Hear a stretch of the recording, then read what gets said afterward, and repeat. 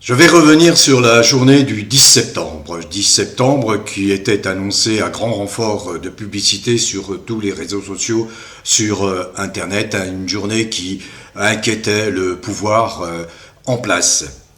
Alors, cette journée du 10 septembre a eu lieu. Effectivement, elle était une journée atypique si on la compare à d'autres mouvements populaires, notamment le dernier qui a compté, c'est-à-dire le mouvement des Gilets jaunes. Mais il ne faut pas avoir la mémoire courte. Je pense que je vais y revenir, mais je pense qu'effectivement, cette forme de protestation multiforme est justifiée. Parce que nous avons en face de nous un pouvoir, d'abord totalement illégitime,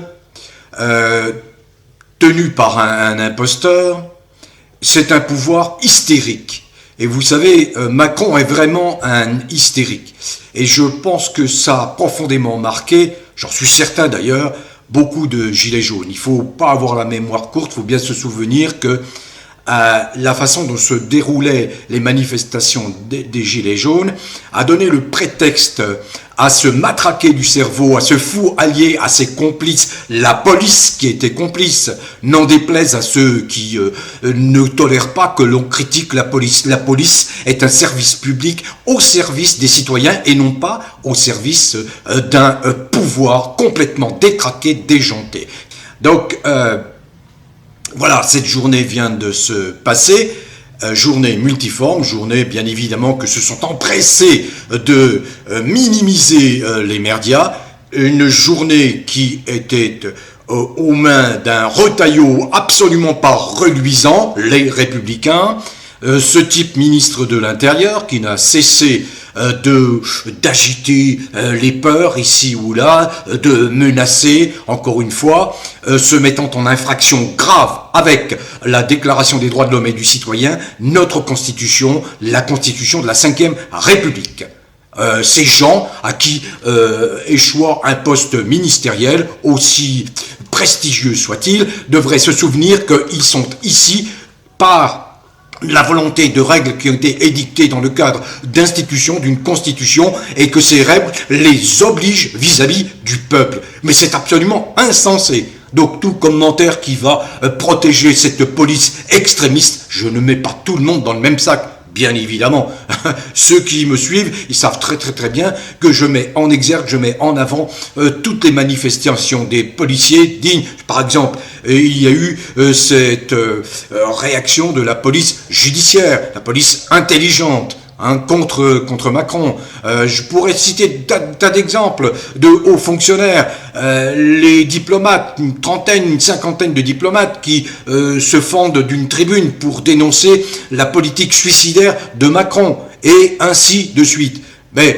quand vous avez un retaillot qui est là pour des motivations extrêmement personnelles, politiques, parce qu'il ne veut absolument pas ce psychorigide qui tente de vous attendrir avec un faux sourire, c'est un Macron 2, retaillot. Pourquoi il y a une présidence de la République? Est-ce que c'est pour servir un pouvoir de despote? Non, c'est pas ça. Ce n'est pas ça la fonction de la présidence de la République. Le président de la République, c'est un arbitre, c'est un monsieur qui est garant de la bonne application des lois. Or, on s'est bien aperçu au moment des Gilets jaunes qu'il y a eu des débordements de la part de ceux qui étaient à l'époque un peu reluisant préfet l'allemand. Voyez? Alors, effectivement, les organisateurs ont été bien inspirés de jouer la carte multiforme à plusieurs endroits pour manifester, parce qu'ils n'ont pas envie de se prendre des coups. J'ai été témoin, sous Macron, pendant les Gilets jaunes, on a gazé y compris des enfants, on a matraqué des gens, on les a tapés par derrière, lâchement. Des images horribles, terribles, qui ont fait le tour du monde, et qui ont totalement disqualifié à l'époque le Macron. Alors aujourd'hui, il est vraiment complètement discrédité, mais le problème beaucoup plus grave, c'est qu'il discrédite, il disqualifie, il salit l'image de la France dans le monde. C'est ça le fond du problème. Et quand un peuple commence à bouger, à réagir, alors qu'il a été tous les merdias tentent de le lobotomiser, de l'avachir, d'abêtir depuis des décennies. Là, ça remonte à plus loin que Macron. Eh bien, il se trouve encore quelques personnes éclairées, éveillées, jeunes, moins jeunes, anciens, pour dire non, on va pas s'en laisser compter, et ils sont dans l'esprit de la Constitution de 1793, celui qui, in fine et en toutes circonstances, détient le pouvoir, ce sont vous, moi, les gens. Ce ne sont pas les institutions. Les institutions, lorsqu'elles ne répondent plus à leur objet, c'est-à-dire d'assurer la concorde, le bien-vivre d'une communauté, d'or ces institutions, à en commencer par ceux qui sont responsables de faire fonctionner ces institutions. On en est là. Alors bien sûr, vous inquiétez pas, vous avez des merdias à vomir. Mes mots seront toujours très durs puisque je suis issu de ce métier de l'information. Je suis retraité, donc j'ai tous les droits de critiquer le plus durement, le plus sévèrement possible ces baveurs, ces petits érupteurs. Vous voyez un petit peu des petits trous du cul là, qui gagnent 15, 20 000, 30 000 euros par mois pour déverser la propagande macronienne. Mais c'est insensé. Et je n'aurai pas de mots suffisamment durs pour les députés. Ce sont des députés lâches, en dessous de tout. La destitution, c'est la destitution maintenant, c'est pas attendre. Ce jeu, cette tambouille politicienne infâme, j'écoutais un Larcher, je me force à écouter des gens pour lesquels je n'ai absolument aucun respect, aucun début, même soupçon d'admiration. Un Larcher, un bonhomme qui bouffe, qui passe son temps à épuiser les fonds, les ressources de nos impôts. Mais qu'est-ce que c'est que ça? Ce sont ces gens-là qui sont en poste. Eh bien, les députés, c'est exactement la même chose. Ils ne servent à rien. Et j'aimerais bien que les Français, quand ils auront à revoter à l'occasion d'élections législatives, se souviendront de ça. Il faudra adopter une attitude de quoi? Ben oui, il y a les mots qu'il faut reprendre, il faut dégager tous ces gens-là. Ces gens-là ne sont pas là pour vous servir, ils sont là pour vous amuser, pour vous tromper, à l'image de ce Macron qui passe son temps à enfumer. Macron, c'est non seulement un sociopathe, c'est un psychopathe qui est un hystérique, absolument hystérique. Il se maintient au pouvoir et il a placé son cher ami Sébastien Lecornu, pour peut-être un petit peu enquiquiner Gabriel Attal. Voilà, parce que Lecornu, Gabriel Attal s'entendaient bien en d'autres temps. Vous voyez un petit peu par qui nous sommes dirigés. C'est absolument honteux. La France est vraiment la risée de tout. Comment voulez-vous que la France ait une voix qui porte à l'international? C'est absolument impossible. Donc tout ce personnel politique, il est à rejeter massivement. C'est bien ce que disent les sondages. Les sondages qui veulent être les objectifs aujourd'hui. 85% de gens qui rejettent, qui ne veulent plus du tout entendre parler du couple Thénardier, Macron à l'Élysée. C'est quand même un signe. Alors il est bien évident que tout le monde ne peut pas descendre dans la rue, mais la technique, la stratégie, la tactique adoptée à l'occasion de ce bloc-on-tout du 10 septembre me paraît la bonne.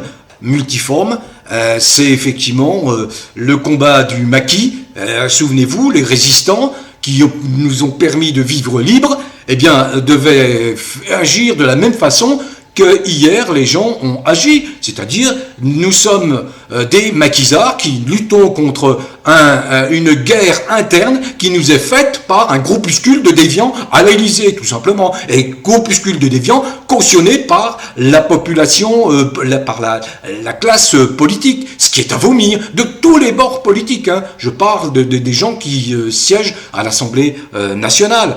Donc, effectivement, quand on vous empêche de vivre, on vous empêche de respirer, qu'on vous empêche d'avoir des perspectives pour vos enfants, quand on vous empêche, alors qu'il y a déjà moult raisons d'être enquiquiné au quotidien par des administrations tatillonnes, par des petits fonctionnaires complètement débiles qui vont vous faire chier, par des lois insensées, le corpus législatif qui est complètement vérolé, pollué, gangréné par les lois macroniennes. Il faut nettoyer ça. Un mot. Vous n'avez plus droit à la critique. Qu'est-ce que c'est que cette intolérance? C'est l'inquisition macronienne, c'est le wokisme, c'est ça. Et on a un Retailleau qui cautionne. Un Retailleau, ah oui, bah lui, il est obsédé par l'immigration, par les quoi. Il y a quand même des choses qui ne vont pas, quoi. Il y a plein de gens qui sont dans la tolérance, dans l'altruisme, dans l'altérité en France, dans les campagnes, etc. Et il y a ces phénomènes de mode, il y a ces groupuscules, il y a... bon, la France, on le sait, elle est morcelée, mais ce morcellement, il n'est pas né de rien. Il procède d'une intention délibérée de mondialistes d'asservir tous les peuples, de les réduire à un état de zombies. Alors voilà, une introduction un peu longue pour vous expliquer que j'étais dubitatif par rapport à cette journée du 10 septembre, mais il faut bien un commencement à tout. Donc, comme ces manifestations n'ont pas pris les formes traditionnelles, effectivement, on a du mal à en mesurer l'impact, l'ampleur, l'efficacité. Mais j'y reviendrai peut-être, j'ai suivi quand même cette affaire, hein, ça m'intéresse, et je pense qu'effectivement, c'est un début, et qu'il se produit, je pense, une cristallisation de ce rejet, et je pense qu'il y aura effectivement une continuité. Vous savez, quand vous avez des jeunes qui s'expriment, pas au micro des médias, pas de BF Merde TV, bien sûr, mais qui s'expriment auprès de médias libres et qui disent, par exemple, s'agissant de Macron, j'ouvre les guillemets, c'est pas moi, c'est pas Verdi qui parle, Macron, mais c'est un grand malade. Puis d'autres qui disent, oui, bien sûr, il y a une dégradation économique et sociale, mais il y a aussi une dégradation, la dégradation est aussi psychologique. Bien sûr, Macron a tout fait pour vous démolir le moral. Et le professeur de psychiatrie Segatori nous avait bien prévenu, ce type, il va tout détruire. Il va semer la zizanie. Il va monter les gens les uns contre les autres. On en est là. Et donc la police aux mains d'un Retailleau, elle ne peut pas se mettre aux côtés du peuple. Retailleau, il est obsédé de sécuritaire, voyez. Peut-être que parce qu'il n'est pas né c'est pas un Schwarzenegger, peut-être qu'il a un complexe intérieur. Mais ce Retailleau ne m'inspire absolument aucune confiance. Absolument aucune confiance. Donc, eh bien, la plupart des manifestations se sont déroulées dans le plus grand calme. La preuve, c'est qu'il n'y a pas eu autant de blessés. Bon, le ministère de l'Intérieur annonce 200 000 manifestants. Vous imaginez, ils avaient prédit qu'il n'y aurait pas plus de 9-10 000 manifestants. Il y en a quand même eu 200 000. Alors, si on s'en réfère aux chiffres officiels du gouvernement Macron le cornu. En réalité, probablement qu'il y a eu 400-500 000 personnes dans les rues, partout, disséminées dans les villages, dans les villes, petites villes, etc., qui ont bloqué, qui ont fait du mieux qu'ils ont pu pour que il se passe quelque chose qui soit devrait être théoriquement entendu par un pouvoir respectueux. Mais on a un pouvoir hystérique. Alors le Cornu, je l'ai expliqué dans ma précédente vidéo, il est là pour, en tant qu'ancien ministre des Armées, maintenant Premier ministre, pour préparer la guerre contre les Russes, parce que c'est le seul moyen que Macron a trouvé pour sauver sa peau, pour se tirer de l'impasse Brichel. C'est clair, net. Vous vous rendez compte un petit peu? Il va envoyer se faire massacrer 10 000 hommes il y a 1 million d'hommes sur le terrain du conflit ukrainien actuellement. Vous voyez? 1 million d'hommes. Et lui, il va envoyer au casse-pipe 10 000 petits soldats français.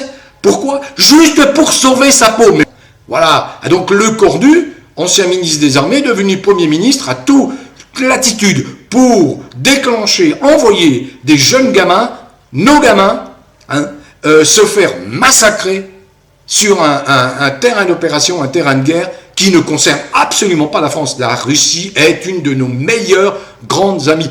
27 millions de Russes sont morts pour tuer le nazisme. Et que fait Macron? Il envoie de l'argent à un pouvoir, à un gouvernement néo-nazi, c'est Zelensky, pour maintenir ce gouvernement néo-nazi contre les Russes. Vous comprenez le problème?